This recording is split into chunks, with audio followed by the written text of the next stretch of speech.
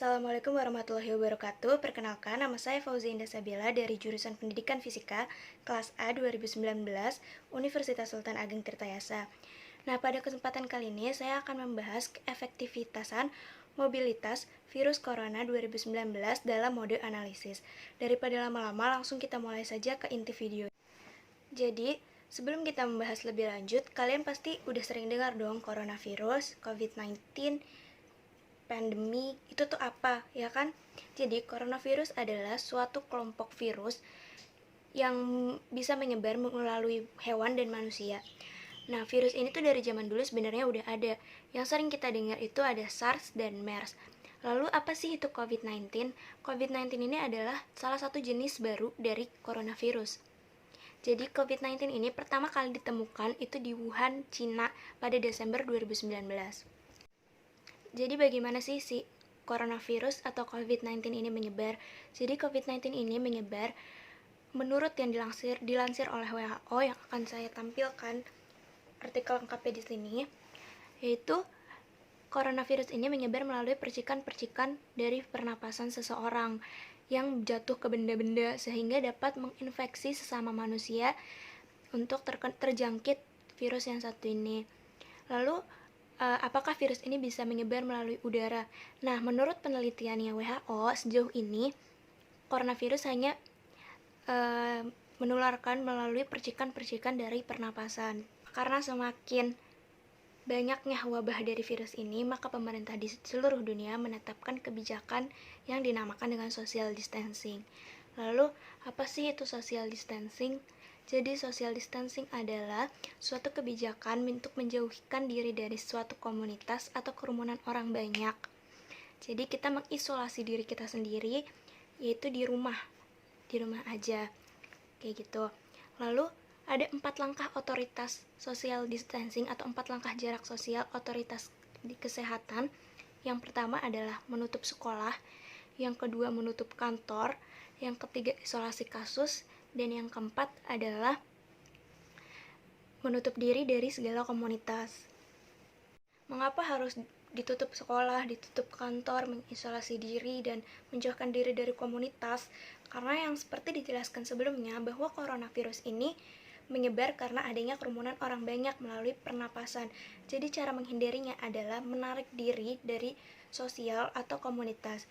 Dan sekolah-sekolah ditutup karena para siswa bisa saja berinteraksi dengan para siswa lainnya dan itu dapat menyebabkan kemungkinan besar untuk terpapar virus corona. Begitu juga dengan kantor. Lalu kenapa harus isolasi diri di rumah? Karena isolasi diri atau isolasi kasus, kalau kita PDP atau ODP, kita tuh sebaiknya sudah mengisolasi diri. Kita nih semuanya tuh orang dalam pengawasan kan, apalagi yang berpergian. Seperti itu. Jadi kita harus mengisolasi diri agar kita tidak menularkan virus kita ke orang lain. Bisa saja virus itu sebenarnya ada di kita, tapi karena kita sehat dan daya tahan tubuh kita kuat, kita tidak terpapar. Tapi kalau kita keluar dan kita menularkan virus itu ke orang lain yang daya tahan tubuhnya lemah, dia bisa saja terpapar virus corona. Lalu, kenapa sih kita harus menarik diri dari komunitas? Intinya sama, komunitas itu kan orang banyak, sehingga kita kan tidak mau untuk bertemu dengan orang banyak untuk menghindari dari terpaparnya virus tersebut. Maka kita harus menarik diri dari komunitas agar kita tidak ada kesempatan untuk terjangkit virus tersebut. Di sini terdapat 2 grafik. Kenapa yang satu naik, yang satu turun grafiknya? Jadi, ini adalah perbedaan keterlambatan dari pelaksanaan social distancing. Jadi, pelaksanaan social distancing ini sangat perlu.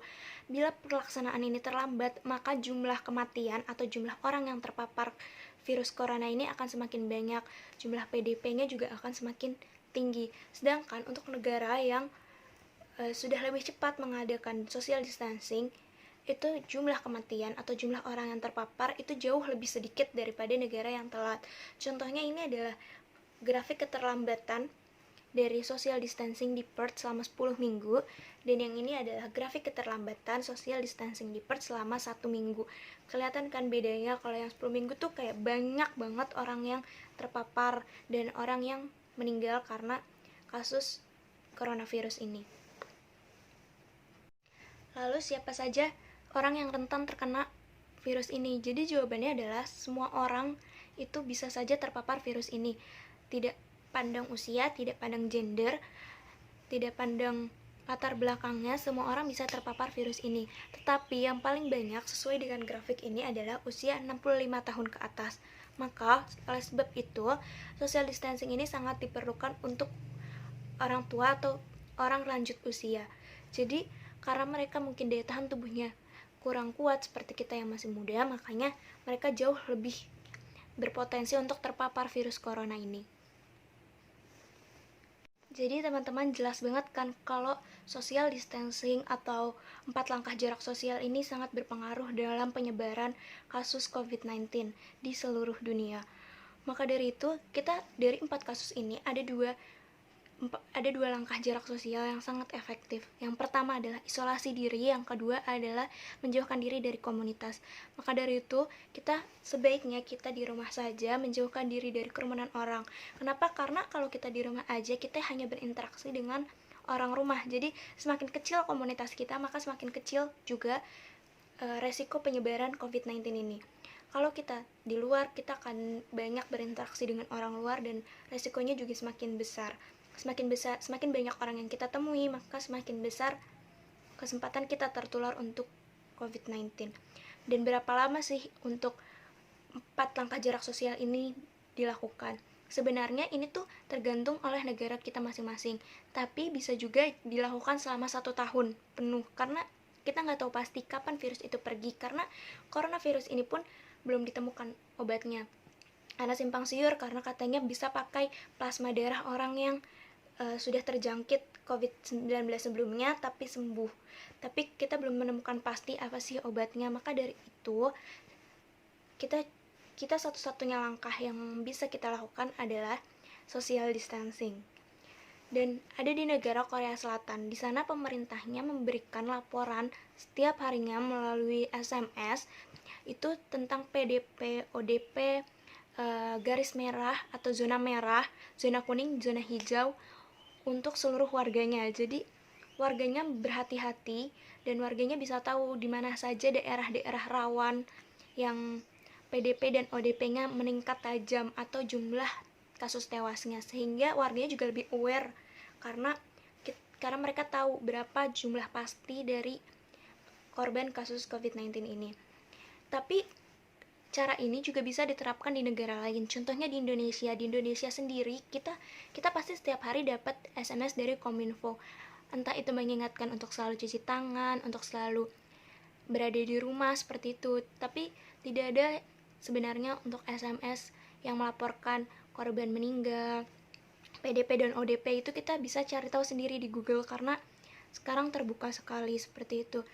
Tapi untuk kasus yang di Korea Selatan ini, dengan SMS seperti itu sangat berhasil dan mereka sekarang sudah sangat menurun jumlah kasus COVID-19-nya. Dan untuk dua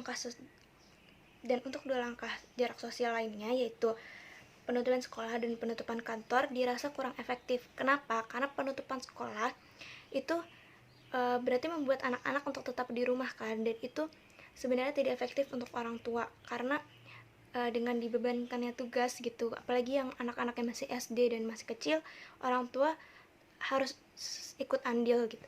Kalau untuk penutupan kantor itu tidak efektif karena dapat mempengaruhi ekonomi dari suatu kepala keluarga atau suatu keluarga seperti itu. Lalu untuk jangka waktu atau pemberian waktu dari 4 langkah jarak sosial ini tergantung dari berbagai negara. Misalkan kayak negara Indonesia, berapa waktu yang ditentukan. PSBB kita tuh berjalan sudah hampir 2 minggu.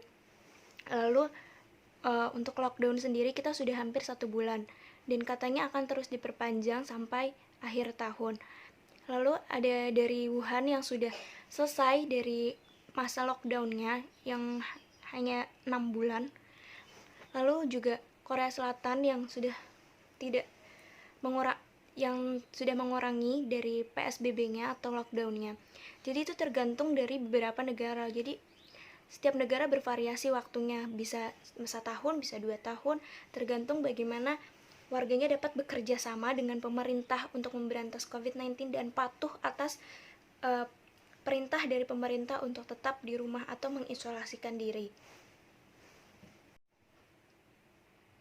Jadi segitu saja untuk pemaparan rangkuman dari efektivitas mobilitas COVID-19. Untuk kurang lebihnya saya mohon maaf. Semoga informasi ini dapat berguna untuk kita semua, dan semoga kita semua tetap sehat selalu, dan jangan lupa untuk selalu cuci tangan, jaga kebersihan, dan tetap di rumah saja. Terima kasih. Wassalamualaikum warahmatullahi wabarakatuh.